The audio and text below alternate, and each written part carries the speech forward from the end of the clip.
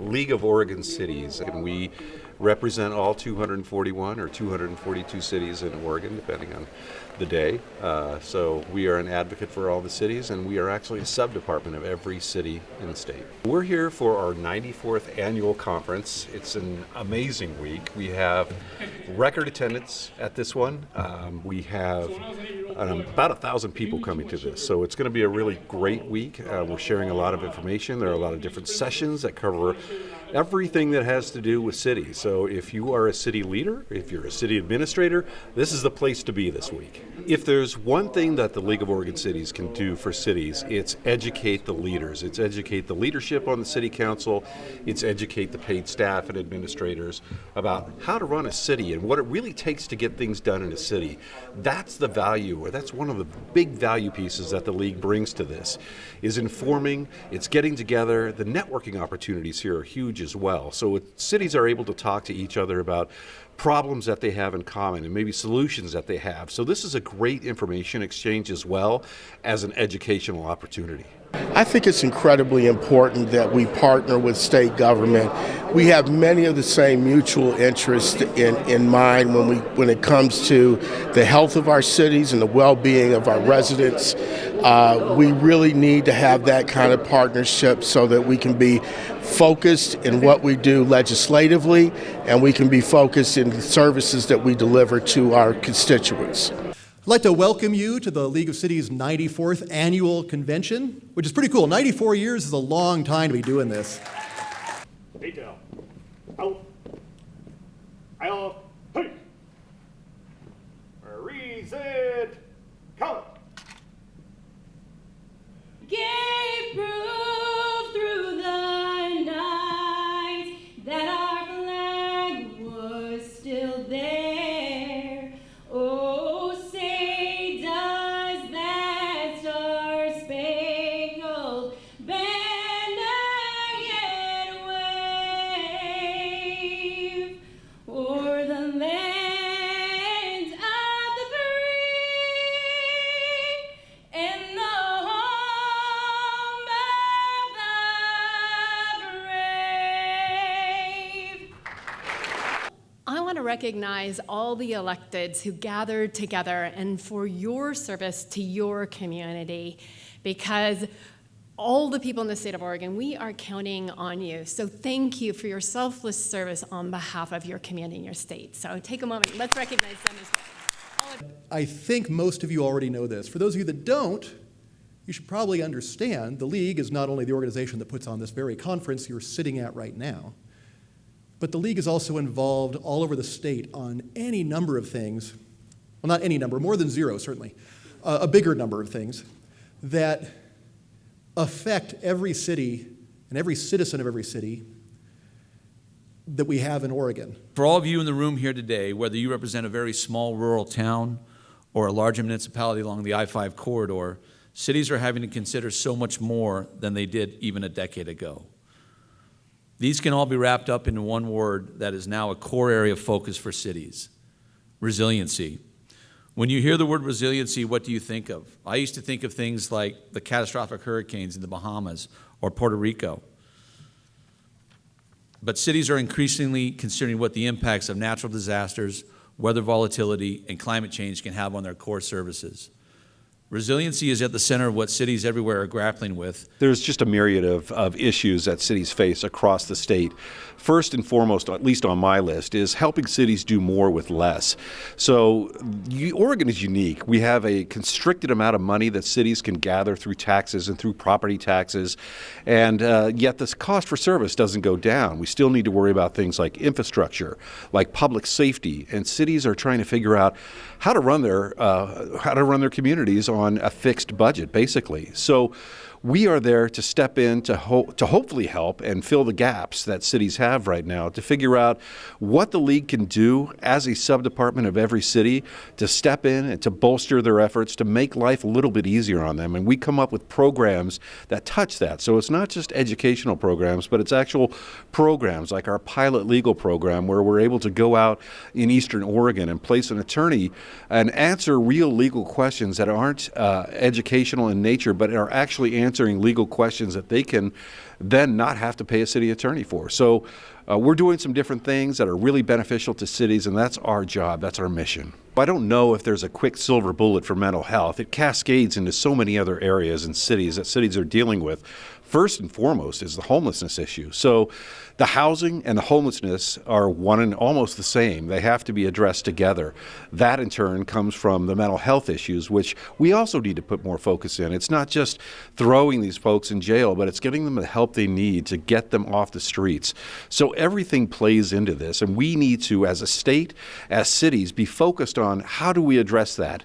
And what's so unique about Oregon is there are so many programs happening in so many different parts of the state, and so many ways to learn. And there'll be that information sharing at the annual conference. There'll be that opportunity to share best practices and to maybe take something that you've learned here and implement it in your community that crosses all these boundaries to address the mental health crisis. When you have someone who's experiencing a crisis, they reach out to the people or the places that they're used to, and so usually you're going to have law enforcement who's responding to those situations. So if you don't have the funding that's able to help address those crisis situations, those individuals who are experiencing that crisis in a way that's meaningful to them, that helps them find a solution, then they're going to be rotated right through the system again, and then back on that phone with the potential police officers and law enforcement, and that isn't really the help that they need. So having those resources available locally to help that person in crisis find the things that they need, whatever it is that they're suffering from, making them feel like they have an option, they have some ways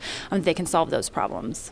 Mental health is a challenge in our community because there just simply aren't the resources.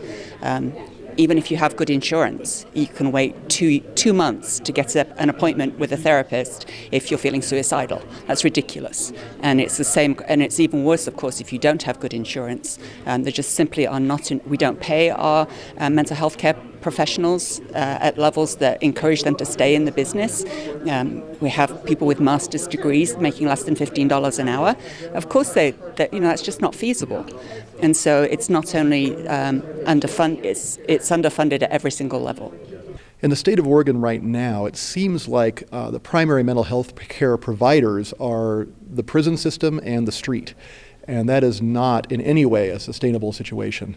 We've got many people in the state who need mental health care, some very profound issues with mental health. And right now it's almost impossible to get it for them because there's just not the money. And we need state and federal support both to try to reverse that and do something about it, because this is a problem that everybody's seeing. When you look out, you see all the homeless folks. A huge percentage of those people are in fact suffering mental illnesses, and that's a big part of why they're out there. And it's neither economically realistic to just leave them out there, nor is it in any way ethically good or right to just ignore them and let them try to scrape out an existence on the streets. It's not good for anybody. More clinics. I'd like to see intervention earlier. All these horrible stories we hear around the nation, the mass shootings and things like that. I'm convinced all of that's driven by mental health issues. And the earlier you can intervene and start finding some of those issues and deal with them and get people help, the better off society as a whole is going to be. Certainly my personal opinion is that the state of Oregon has somewhat dropped the ball with regards to mental health oversight. I know beds that the state used to manage have diminished over the years. I don't know if that's budgetary issues or public outcry, but it's certainly impacting not only our local residents, it's also impacting our public safety from a county perspective. Infrastructure is one of the most critical needs in Oregon. In the water department, as a matter of fact, we have a $7 billion deficit in water infrastructure that needs to be addressed across the state. That's a big ticket number, and that's just water. When we talk about all the other needs that we need, the roads, transportation obviously being a big ticket item, housing another big ticket item. So we have so many infrastructure needs in the state that need to be addressed. And it's going to take the work of federal, local, and state legislators to get this done, to get the appropriate funding, because it's all driven by the funds that are available. So if we are not addressing the infrastructure needs of the state, the needs are only going to get worse. Obviously, it's only going to cost more to address these things, and they are widespread, and they touch every aspect of the state as well. How do we pay for keeping our roads up to see, because there's no such thing as a cheap bridge, there's no such thing as a cheap road, and it's a challenge for all of us. And so we try to utilize our resources, but again, the expenses are larger than our ability to do that. And it's not just my city, it's all the cities that we have to deal with, trying to come up with ways to pay for things, and nothing's gotten cheaper, and it is a real challenge with infrastructure. You also have sewer, you have water, you have stormwater, and people don't realize what it takes to maintain and operate those kind of things, to meet the clean water rules and to provide the kinds of things that people want. You know, everybody wants to pass off the expenses. Well, let's pay for it next year. Let's pay for it next year. There is no next year, because you got to get it done. Aging infrastructure is a critical concern for our community. We have a need for a new water treatment plant, a wastewater digester, as well as street infrastructure needs. We're looking at infrastructure issues. You know, how do we address aging infrastructure, including water specifically, but also roads as well. And also probably the big issue I think most of our cities are dealing with is projected revenues and how we continue to provide the services that our communities expect with reduced annual budgets every year. Streets is that's probably in their top 4 issues with regards to the community of Pendleton. We're trying to help inject input from our constituents to help find a funding solution. We've identified that we need about $2.2 million a year. The federal government has told us that we need to build a filtration plant for our water supply, which is going to cost $800 million or more for a problem which is questionable whether it even exists. And so I'm hoping that they will help provide some funding for that, but there's no guarantee of that. We've got a lot of old infrastructure in the ground and in the sky, you know, telephone wires and things like that, you know, water pipes. And we find that, I mean, occasionally in Cottage Grove, we still dig up a wooden pipe, which is astoundingly obsolete. And the federal government used to provide a lot of money to help create this infrastructural system we have across the country. But since that spigot was turned off some decades ago, more and more deferred maintenance, as they call it, has happened, where you're not spending as much money replacing things as you would like to because you don't have the money to do it. And so you're having to use pipes that are in the ground a lot longer than their expected lifespans, and you end up with more broken pipes, more emergency repairs, more patches where you really need to replace a thing but you can't quite afford to do so. And what that leads to is a less reliable system and poorer service for our citizens. There are a number of issues in Washington that I think are particularly important to Oregon. Transportation and infrastructure being a key one. Congress has been trying to put together an infrastructure bill really for a year and a half, 2 years. And cities across the country, including Oregon, have significant aging infrastructure that needs assistance from the federal government to repair and correct failing infrastructure. We need to have a renewal of at the federal level of the FAST Act and get us more money into the state, get us more money via the state for our infrastructure needs. But I know there's just not enough money to go around. There's a lot of problems with our bridges, our road repair money. We have a railroad that comes through our town. It didn't have the funding to be maintained sufficiently. Its railroad bridge went down, and as a consequence of that, we saw a lumber mill close and about 110 jobs, good jobs, leave our area. So the lack of investment in rail infrastructure in our state has had a noticeable and significantly negative impact on Coos Bay. The community is over 100 years old now. Some of that infrastructure is the same age. And so, you know, we've got wood pipes in the ground, we've got failing old iron pipes in the ground, and so that infrastructure is starting to dissolve essentially. We actually have holes in the ground where there's no pipe anymore. And so trying to dig up all those, find them all first of all, and then replace them, but also fund them when it's, you know, on the backs of your city members. And so trying to put that in an affordable format so that we can still provide them safe, reliable water at an affordable price has been a unique challenge that a lot of our cities are facing right now. PERS, or pension reform, is one of the biggest issues facing both employers and the state as well. This is simply a crisis that's growing as we have a graying population. As folks are leaving the workforce, we are finding ourselves burdened almost with having to pay for these retirement plans, and we simply don't have the fundings. And many cities find themselves in this situation where they're just facing this crisis, and it's a mounting crisis as people leave the workforce. So that's the biggest trigger here is PERS reform. It's something that really needs to happen. How do we address this? How do we take the burden off cities to make sure that we're still taking care of those who've served us so well for so long, but still being able to manage our city budgets? There's only so much money that every city has, and so they have to fund the things that are most pressing and at the forefront of their minds when they're looking at their budget. So when we're talking about pensions and retirements, we have to look at other things we may not be able to provide as a city as a whole in general, I think as a society rather. Where are we going to cut things back? What programs are we not going to be able to offer? What are the things we'd like to see that maybe are a little proactive on an issue that we can't implement because we're looking at those additional costs that we've already kind of incurred?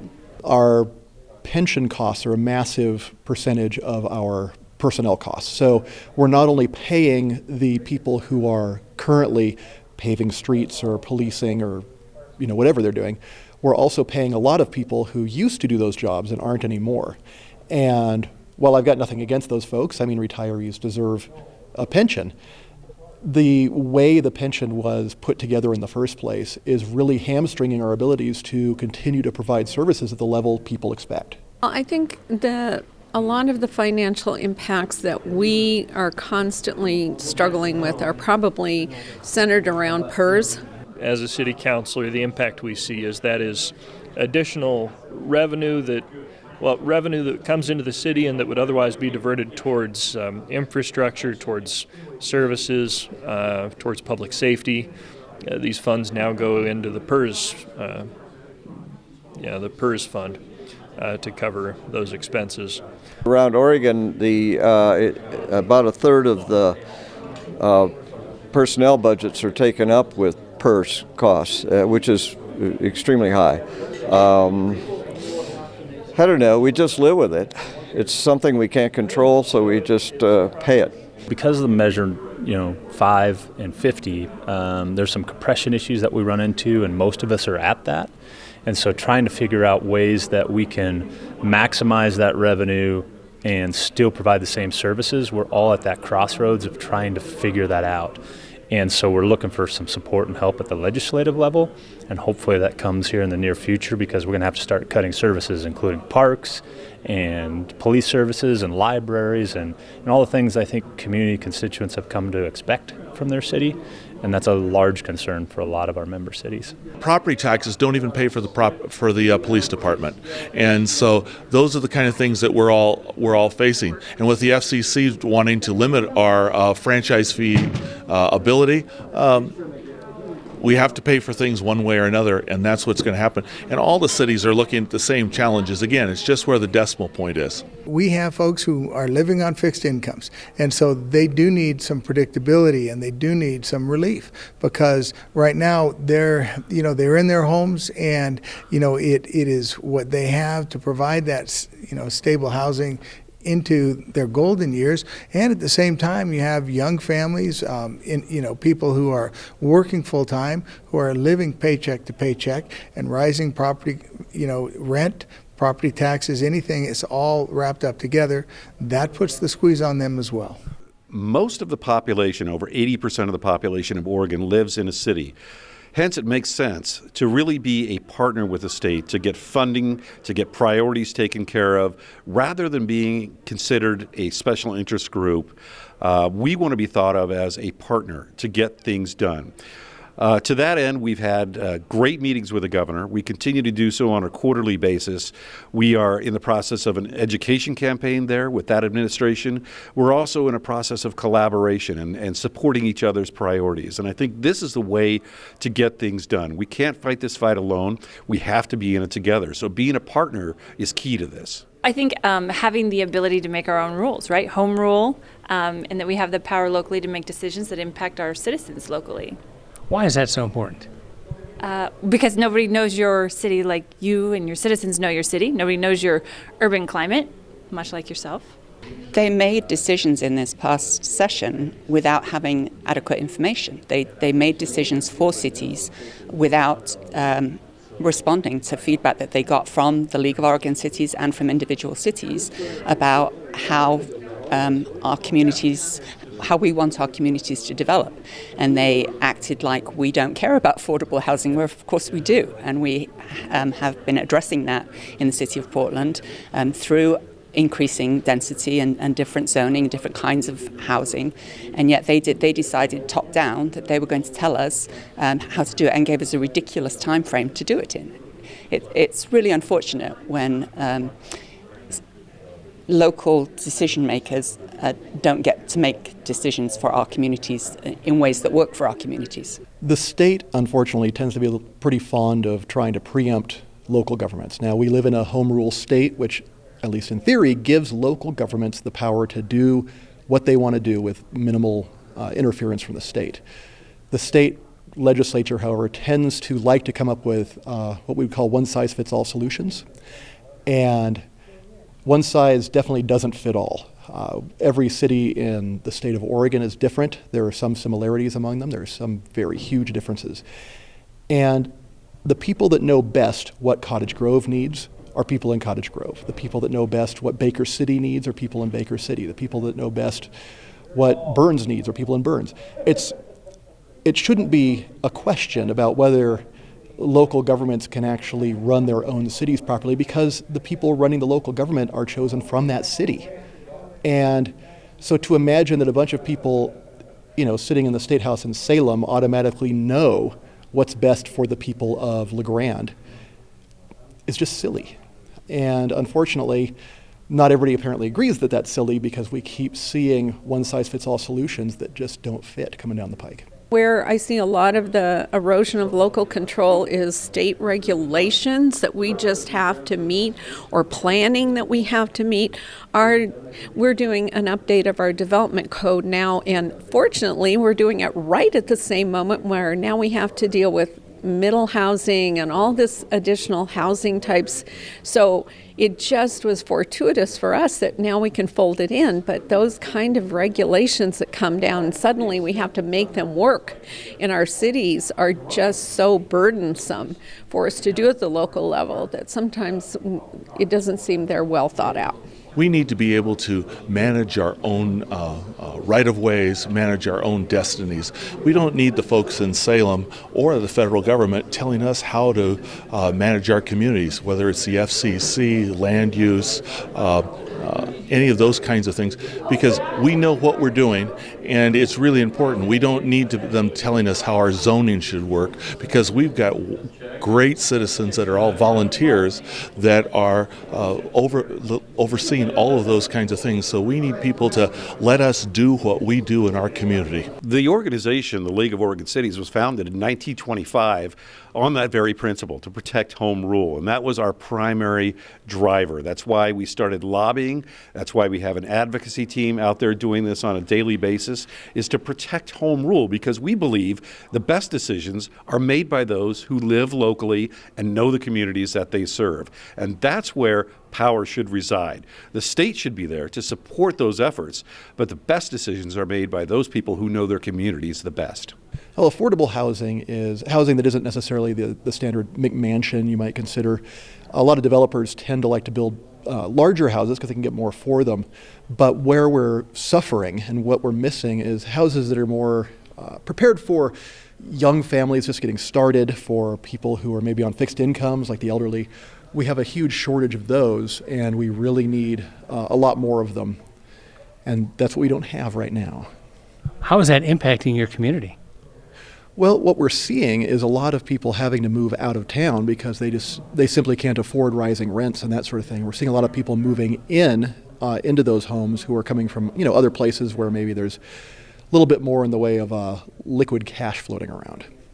Affordable housing is just one of those issues that has so many layers of complication. We just talked a little bit about workforce housing versus affordable housing. Are they the same? Are they different? Are we trying to address those that are homeless, etc.? We specifically in Springfield worked with the legislature and our legislators and got a mobile home park bill passed that now it's going to allow St. Vincent de Paul to build a brand new mobile home park. When we look at our median house price right now is over $330,000. That makes it really tough for people to be able to afford a house. So we're one of the 2 cities that got the exception to the urban growth boundary rules to actually build an affordable housing community in Redmond. So that's underway. We're working on doing the land use part right now to be able to annex that into the city. And we're going to build about 450 homes in there, half of which will be affordable.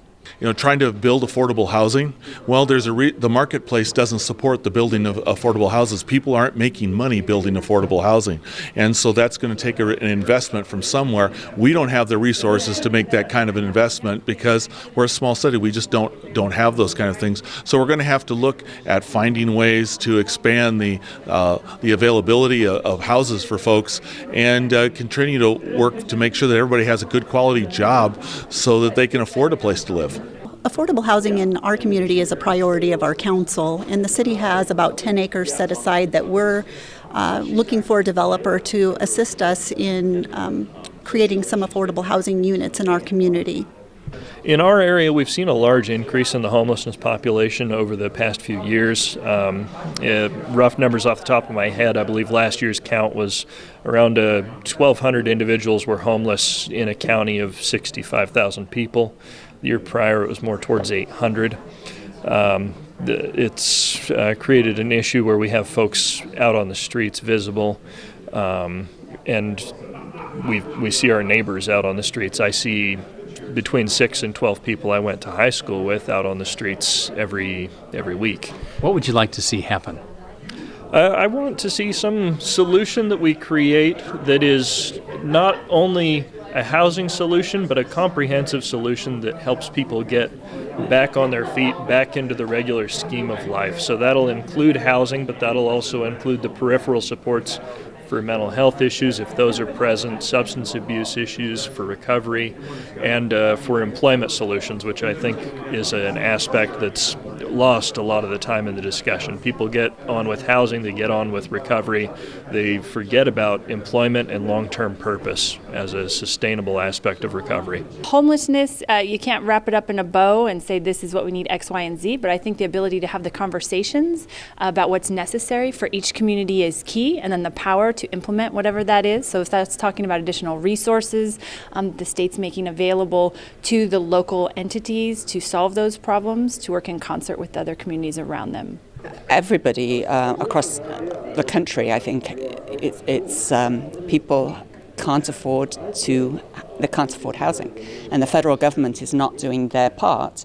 They cut funding under Ronald Reagan and have not made up for it since.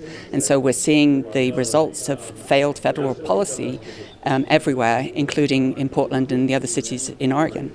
Telecom is such a huge issue here in Oregon for so many reasons. Obviously, if you don't have the infrastructure, then you're not as attractive for economic growth, and cities won't look at you if you don't have broadband, if you don't have 5G and these sorts of things. So it's a critical issue right now, and what we're trying to do as an organization is be that convener to bring together the private sector, the public sector, and again, the government together to come up with a uniform set of standards that we could at least implement for design purposes to get cell towers towers in place and to get the better networks in place that will really be the driver to lift up Oregon and to get that economic driver going. So this touches all of us. There are some parts of Oregon that don't even have access to broadband, if you can believe that. Some cities, some schools that don't have access to broadband. We're working on addressing that, but it's that partnership that we have to have, again, with the private sector. They're not our enemy. They need to be our partners in this. The challenge that I see coming forward is 5G deployment and working with communities, because that's our franchise right-of-way, and trying to work with cities to help capture that right-of-way access and be compensated for that. And so we have some serious concerns moving forward of how we're going to be compensated based on these corporations coming in and providing 5G service. Now, would that be valuable to our communities? Absolutely. But it has to be a two-way street, and that conversation currently isn't taking place at the local level. Coming from rural Oregon, it's a high priority from our standpoint, where you have a lot of industry that does their workload remotely. The faster, the more access. Certainly from an education standpoint, in Eastern Oregon, specifically BDMCC, Eastern Oregon University, rely on high-speed interaction. It also allows more intimate connectivity with that education process. And the quicker, the faster, the technology-wise. Eastern Oregon, Umatilla County specifically, is home for a lot of data centers. And so that whole connectivity is from an entertainment standpoint, from a business standpoint. There's just so many facets that makes that so important. So it's a high priority for Eastern Oregon.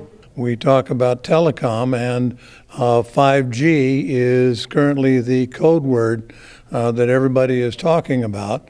5G would require that local cities, the legislation from the FCC would require local cities to make utility poles available at a rate that we don't think is quite right for the various companies to put their 5G antennas on.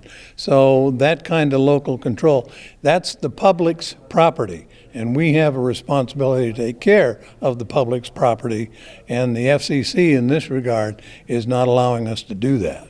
My topic was to give an overview of the earthquake hazard in the Pacific Northwest, but then since most people are pretty well aware of that now, the topic was really to the mayors of Oregon. What's on their plate, what can they do about it, and where do things stand in terms of municipalities and counties' actionable items with regards to earthquakes. We are in a different boat than, say, California. They've had building codes there for quite a while. We've only had building codes for a fairly short time for earthquakes. And the knowledge of great earthquakes, very large magnitude 9 earthquakes in the Pacific Northwest, is brand new. So it's essentially that we've built all our major infrastructure in cities on at the turn of the century, not the last turn, but the one before that. And we're sitting on sort of what I would call a time bomb. And the probabilities are relatively high in the next 50 to 100 years of an earthquake. But preparedness and resilience are the key, as Japan has learned many times over, are the key to living with earthquakes in this area. The mayors of Oregon have a big responsibility, and recently they have even more responsibility. The state, at the state level, there's not a lot of action in terms of earthquakes and tsunamis, so it throws the resilience question into the bailiwick of mayors and counties as well, county commissioners. What is the best prevention that municipalities can do to be prepared?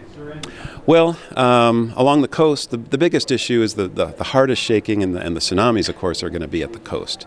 And so now county commissioners and mayors have the ability to have land use planning that's appropriate for those things, and moving or constructing new schools and critical facilities out of the tsunami zone is key to that. And at this point, it's really in the mayor's court to deal with that.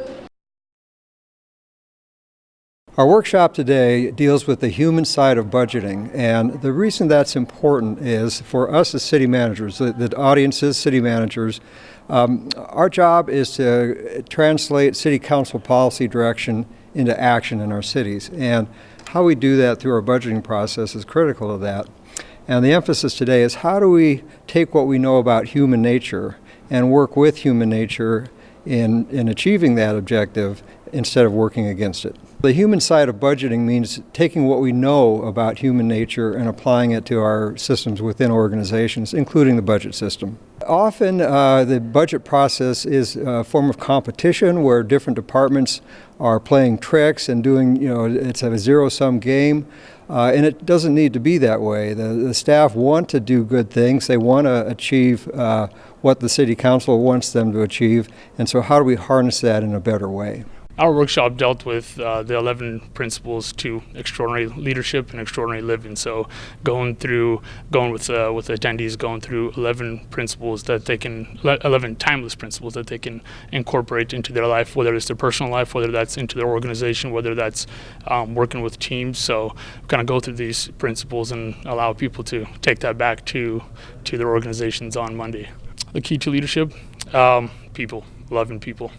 That's what it comes down to. Through these principles, one of the last ones is level set you free, and that it all comes down to how much you care about your people, how much you care about the people, whether that's in your family, that's in your organization, but it's always about the people. Get to know your teams, get to know the people I mean, you can't become best friends with everybody in your organization, but get to know them on more of a friendship level, and spend time with them and see what their dreams are, because if you understand what their dreams are, what they're after, what they find purpose and meaning in, you can lead your organization exactly where you want it to, and in the best way possible. Our workshop today is focused on Oregon's water future and how we will invest over the next 100 years in making sure that we have clean, safe, and reliable water for Oregonians for the next 100 years. Okay. Is it a question of supply, or is it a question of aging infrastructure, or is it both?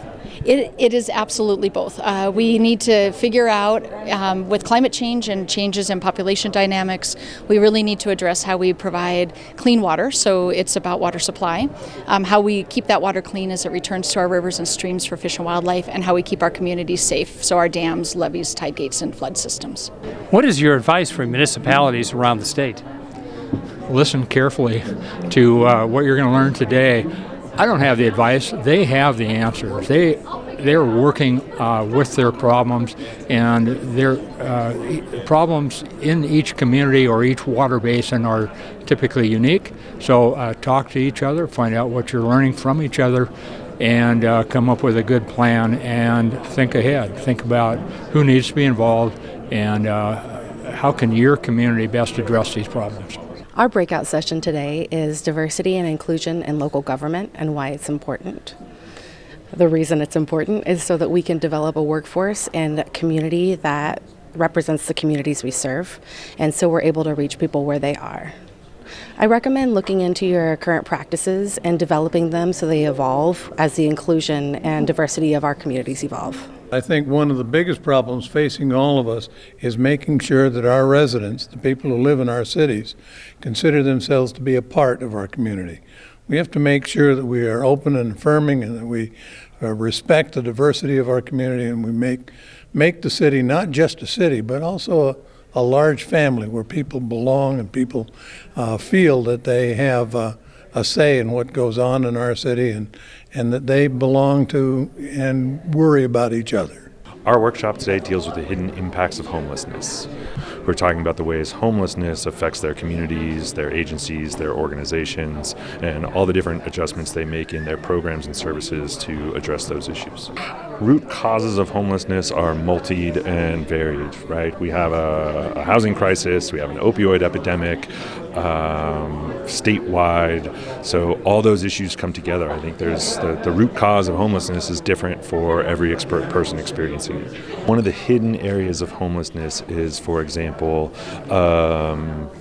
the library, a use of a library as a warming shelter, Many people don't think about the ways in which a homeless person would seek out a library for services that normally would be associated with a shelter. So libraries have to adapt to that and adjust their programs accordingly. Our breakout session is dealing with sustainability, addressing the needs and mitigating the risk of projects. And what an energy service company will do is help mitigate the financial and technical risk of those projects for cities. They'll bring in the design, the development, the implementation, and the funding and the financing to mitigate risks that continually come with those type of projects. Give us an example. Wastewater treatment plants, streetlights, solar, infrastructure, EV charging stations. Well, municipalities should look at this as a form of alternative contracting that is approved in the state of Oregon and used by many municipalities in the state of Oregon. Our breakout session today deals with climate change, and Oregon's climate is changing, and so our session is all about what cities can do to address that locally. So we've seen a lot more wildfires, we've seen impacts on salmon runs, we've seen temperature changes, we've seen catastrophic weather events. I mean, it could go on and on. So I would recommend to cities that they take a look at what their waste methane resources are and determine if there's a cost-effective way they can produce renewable natural gas from them. Our breakout session today is about climate action. We know the climate in Oregon is changing, and at the City of Ashland, we have developed a climate and energy action plan that addresses both reducing greenhouse gas emissions and also protecting our community from the impacts that can no longer be avoided. So one big part of this is that the city is working to reduce the emissions in its operations while also working with community organizations to address the issues that have to be dealt with in the larger society and larger organization. We're starting to see a lot of folks understanding better the issue and the need to reduce their greenhouse gas emissions. We're seeing progress in our city as well, but we've only been implementing it for about a year. So we're very early on in that process. What's your advice to other municipalities around Oregon? I would say get started. It can be a little confusing about how to go about doing that. Each community may approach it in a little bit different way, but the important thing is to get started. Our breakout session today deals with cybersecurity. It's important because it's important to everybody because of the threats that are around, in the industry today, and they could potentially affect citizens, whether those are fires, hacking threats, access to information that's stolen. So being aware of how to protect those pieces of information is very important. What advice do you have for municipalities around Oregon? So education, make sure that your employees, your constituents, residents are aware of how they can protect themselves. Very simple measures of how to interact with systems, email. It's really the first line is our people and how to protect yourself. Our breakout session today deals with how cities can effectively generate grassroots to affect action at the legislature. How critical is grassroots support when it comes to lobbying a bill at the Capitol? In today's political environment, I would argue that it's 100% the most important aspect of a lobbying strategy. What does it take to get more people involved in grassroots efforts? It takes some vocal advocates and a lot of volunteer leaders and a lot of passion and from your volunteer community, but also a lot of feed and care from your grassroots organizers, making sure that everybody has the message and that they know which direction to go. What recommendation do you have for municipalities around the state? I would encourage them that on the issues that impact their constituencies that they care about, the issues that are going to impact the municipalities at the legislative level, make sure your constituents know what's at stake and how they can engage effectively. Our breakout session today starts, it's dealing with housing issues that came out of the legislative session. The big focus is going to be House Bill 2001, but there are some other legislative activities that took place that are going to help direct cities in the future, and there's also some funding that we want to talk about that cities can help their constituents and their region access. So we're going to focus on that. How are these bills going to help the issue of homelessness and affordable housing? The intention of these bills is to provide an increased housing supply and get a better sense of what the needs are across the state and on a regional level, and then to provide funding to provide for housing construction, but also for permanent supportive housing, which will significantly help the homelessness issue because a lot of times the homeless can't stay in housing without the supportive services that come with it. Our breakout session today deals with the basics of property taxes. The reason it's important is because cities rely on property taxes, and we hope to enlist everybody in this room to help us reform it. Tell us what the options are for reform of property taxes. Well, the options are unlimited in that it takes both legislation and a constitutional amendment. So the sky is the limit in terms of what we can and should be doing. The problem is persuading the legislature to help us do it. The problems go beyond compression. Compression is a situation where once property taxes hit a certain limit, they are compressed down to that limit so that they cannot exceed that limit. But the problems go beyond that in that the system is hugely inequitable. It's hugely inadequate in that some cities are locked into permanent rates forever that are way too low, and it's incomprehensible. So it's really hard to persuade voters that need to change it because it's really hard to explain it. Our breakout session today talks about affordable housing. It's important across the state because we are missing hundreds of thousands of housing units in our across the state. And what we're going to talk about today is how the City of Bend has used our political environment, messaging, regulation, and a number of other things to build over 1,500 deed-restricted units in the City of Bend. What kind of results have you seen so far? Well, we've had 1,500 deed-restricted units built in the City of Bend, and we have a council goal to build 3,000 more. How is that helping your city? It's helping families that are earning less than 100% of the area median income get into housing. What's recommendations for other cities around the state? So really it's to start thinking about partnerships differently. We tend to think about housing as a social issue, and in Bend we think about it as an economic development issue.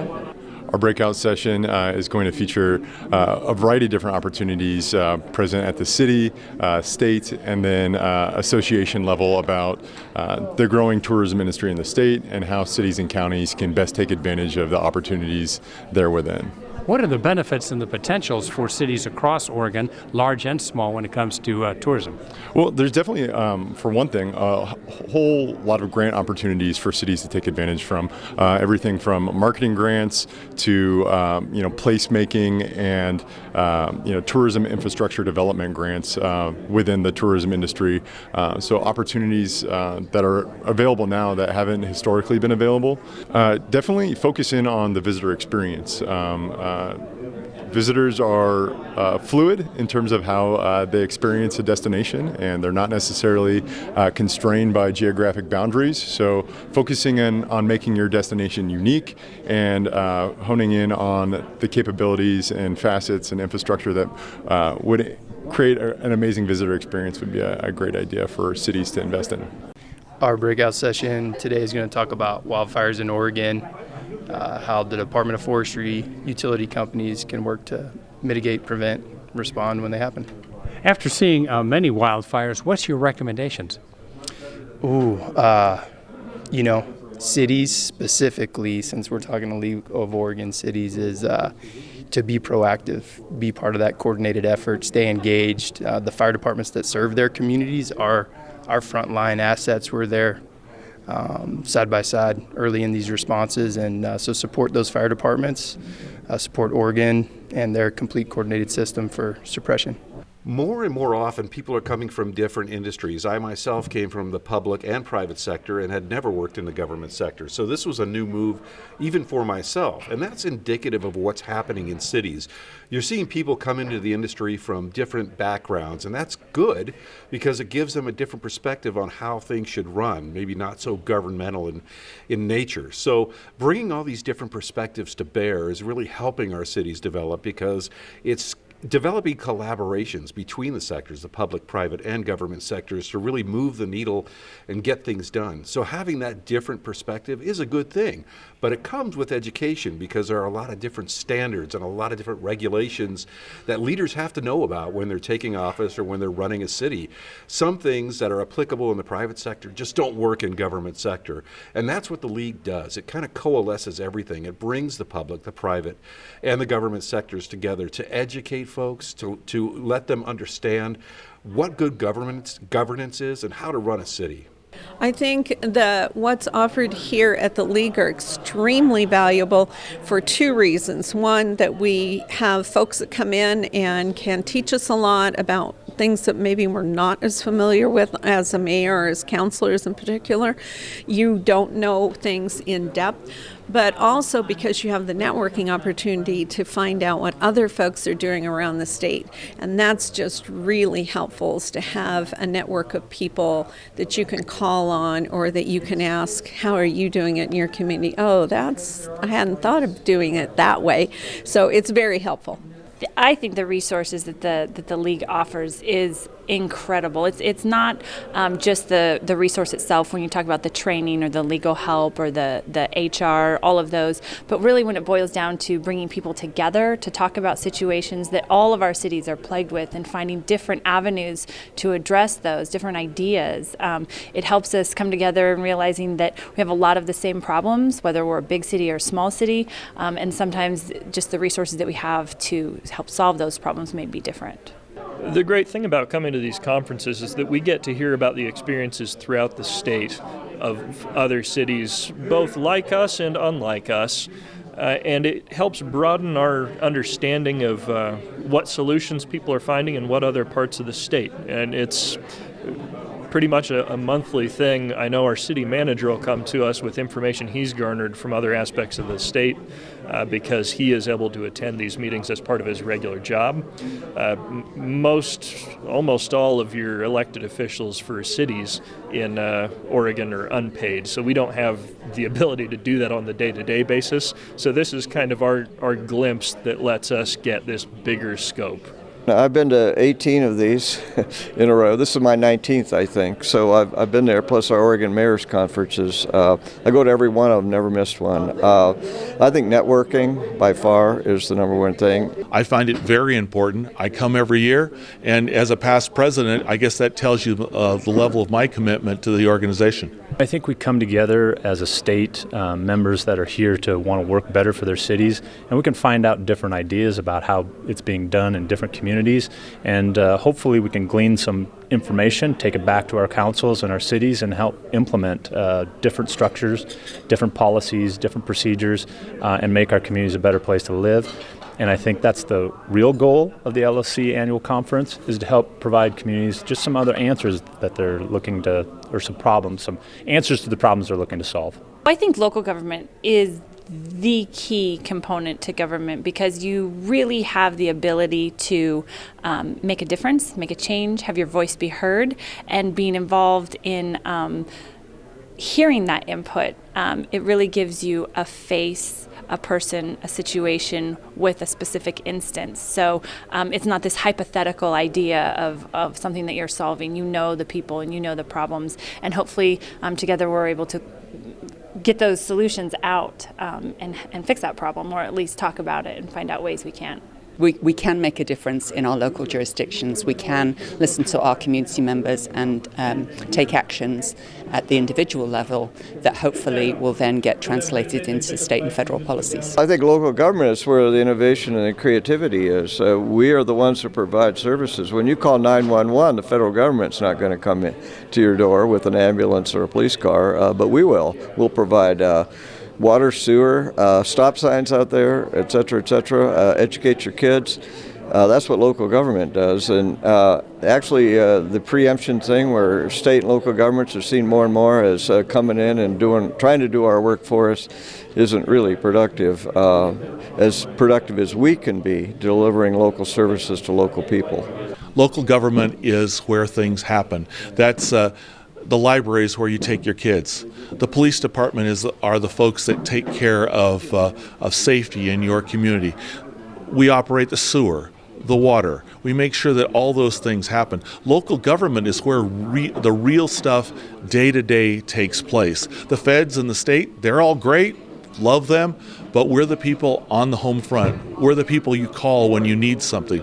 We're hometown. We're the people who you talk to in the grocery store, in the produce department about getting something done. We represent all 242 cities in the state of Oregon, and it's incredibly important that we have the kind of unity that we need in order to be able to pursue the aims and goals of cities across the state of Oregon and the interest of our communities. My first, entry into local government was serving on our development review board for the city of Wilsonville.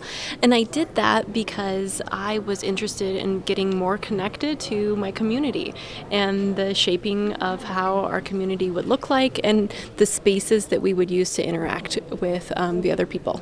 I got involved with local government about a year and a half ago, and I did so because I wanted to help build a community, a small community, but one that my children could come back as educated adults and be successful in. Not a town that was just with minimum wage jobs and factory type jobs. I wanted to help build our town. We are a rural area, but we also need to be successful in our current society. I've actually decided to get involved in local politics in my early 30s. I'm currently 36. I've been a city councilor since March, so I'm one of the new ones, but I've been involved in local government for the last 6 years. What do you think about public service so far?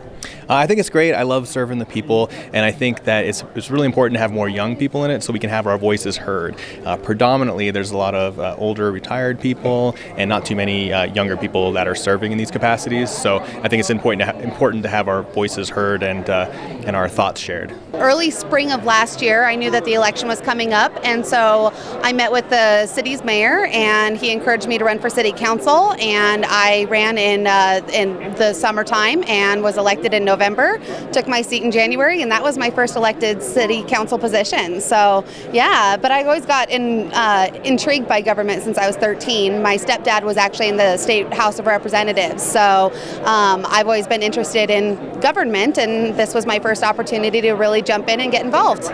I was 35 years old when I first decided to run for city council, and it's been something that I've been looking forward to for quite a while, actually. Growing up in Coos Bay, I had a great childhood, and I wanted to provide the same thing for the next generation coming up, raising a family currently in Coos Bay, and just want to make sure that our future generations have people looking out for them, and I want to be a part of that. What have you learned by devoting yourself to public service? I've learned a tremendous amount about how a city runs, much more behind the scenes than I ever knew. So right now, dealing with property tax laws and how we fund things and new projects and how projects become reality has been an eye-opening experience, and I'm really grateful for the opportunity to be able to lend my perspective on all these future projects that we're going on. One of the reasons that I got in local government is because I have a daughter who is a freshman in high school this year and one that is also in middle school in 7th grade. And I wanted to make sure that I could show them that in our family we get involved, we do community service, and we just really make sure that if we're going to live in a community that we're part of it. And I wanted them to have a good example in our family. How has public service changed you?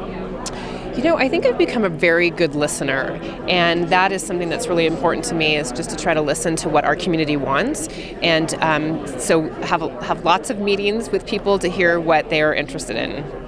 I decided to get into local government because I was invited, for one. Someone named my abilities as a leader, and also because I've been interested in making a difference in the world for a long time, and I realized that this was a place where I could make a bigger difference than I ever had anywhere else in my life.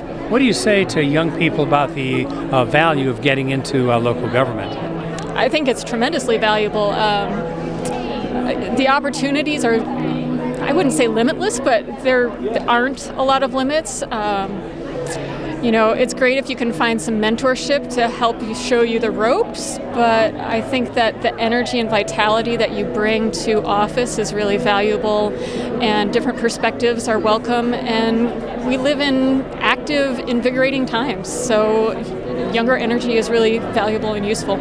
I think that people need to understand that local government is the first access point for democracy in our society.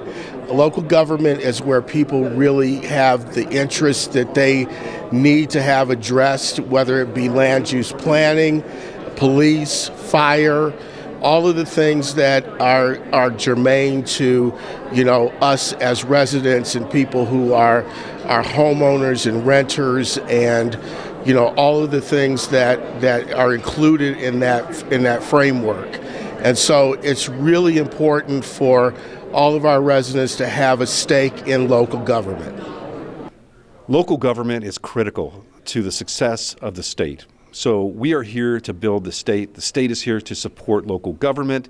It's synergistic. We all work together. So it's critical that people continue to seek out positions and serve at a local level, because this is where the rubber meets the road. This is where things happen, and this is how we get things done. The League of Oregon Cities is here to promote that. We're here to get those parties together, to share best practices, and to figure out how to make Oregon the best Oregon that it can possibly be. How can people get more information? So the League of Oregon Cities has a new website. I think that's the best and easiest way to find things, and that's www.orcities.org. We just launched our new website. It's very user-friendly, but that is a wealth of information. We welcome you to attend our events, our trainings. All these things are great. We're really a high-touch, high-energy organization, so we're out there at all times, touching all aspects of communities and community service. So if we haven't reached out to you, we welcome you to reach to us.